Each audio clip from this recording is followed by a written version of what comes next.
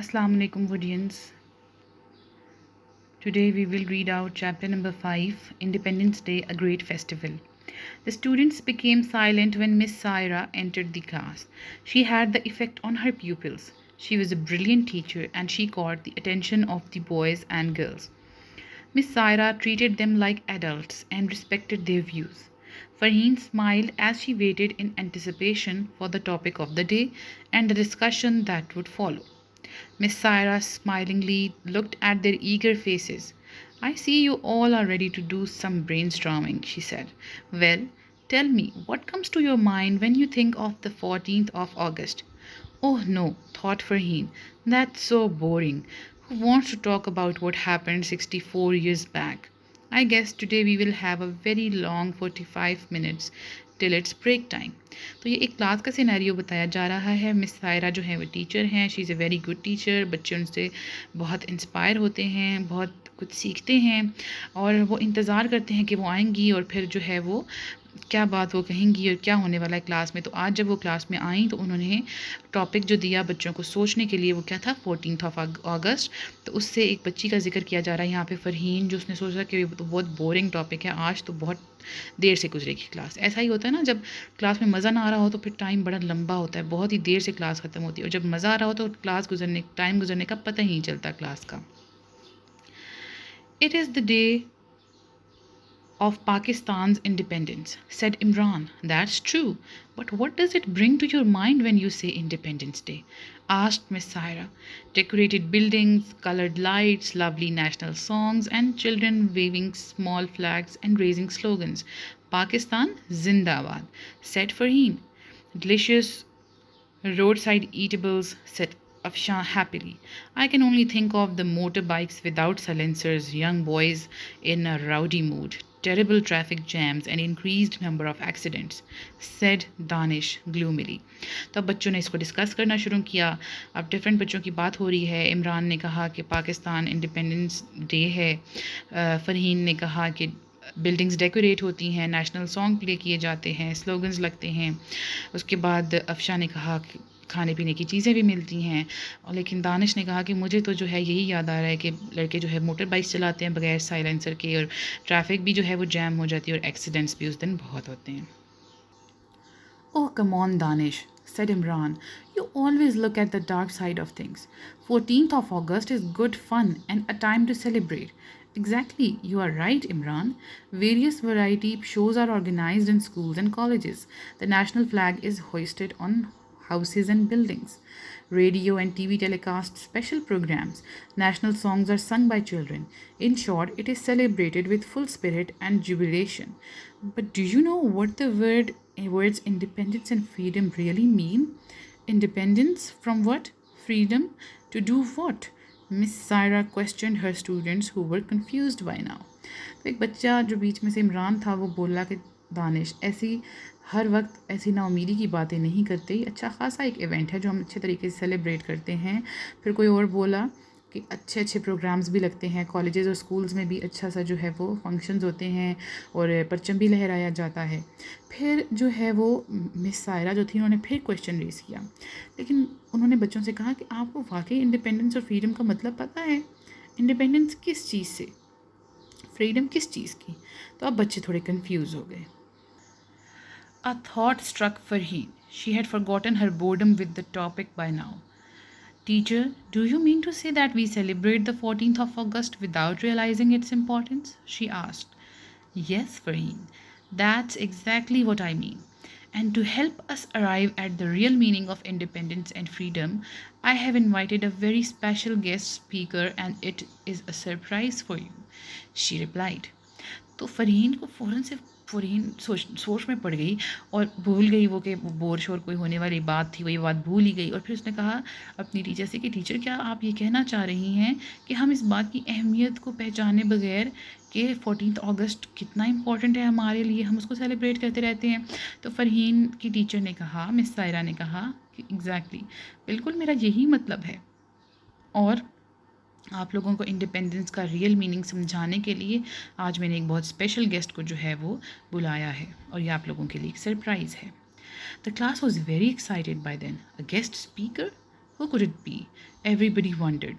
The door opened and in walked a graceful old lady with a very sweet smile.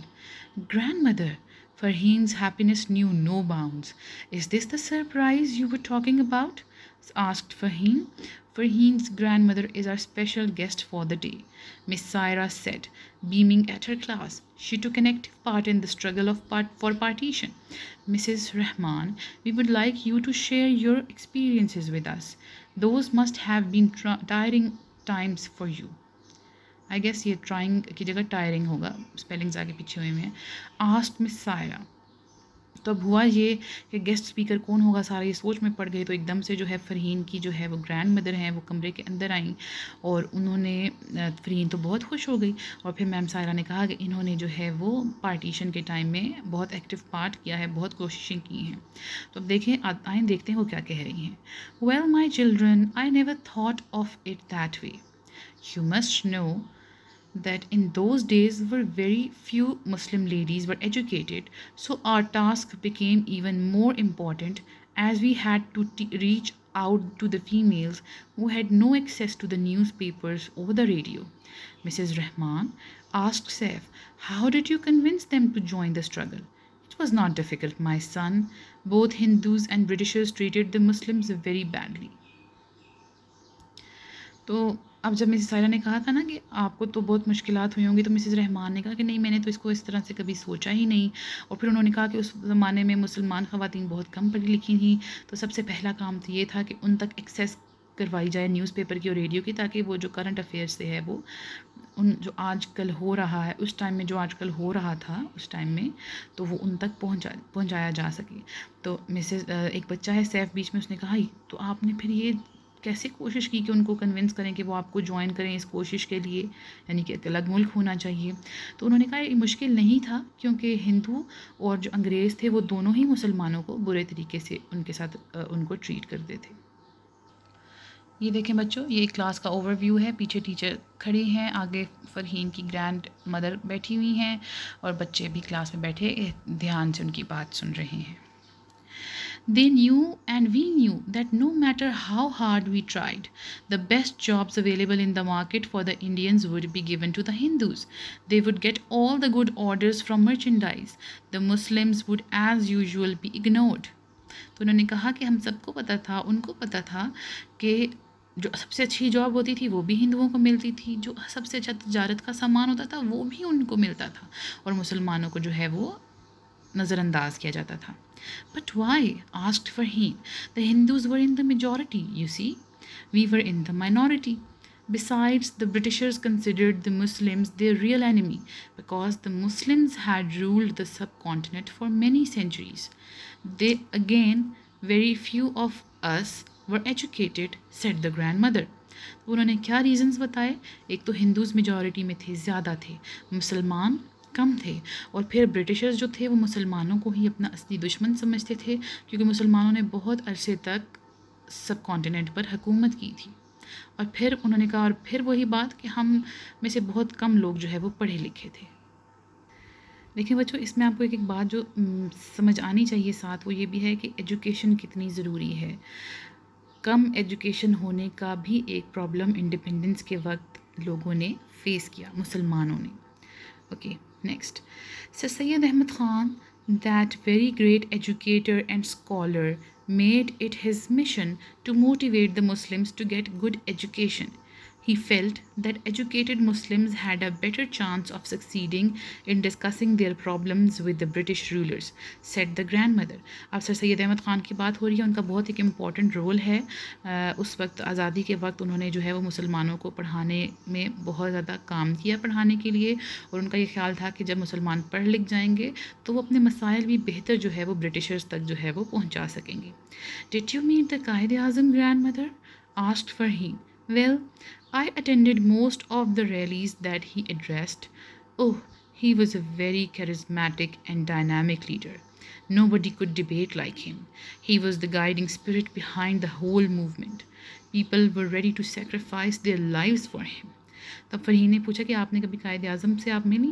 तो उन्होंने कहा मैं मिली तो नहीं, लेकिन मैंने उनके बहुत सारे खिताब जो है वो सुने, और बहुत ही अच्छी उनकी पर्सनैलिटी थी, और वो बहुत ही अच्छा जो है वो बोलते थे, इतना अच्छी तरीके से वो बात करते थे, और इतनी उनमें स्पिरिट थी, जोश व जज्बा था कि लोग उनके लिए अपनी ज़िंदगी देने के लिए भी तैयार थे।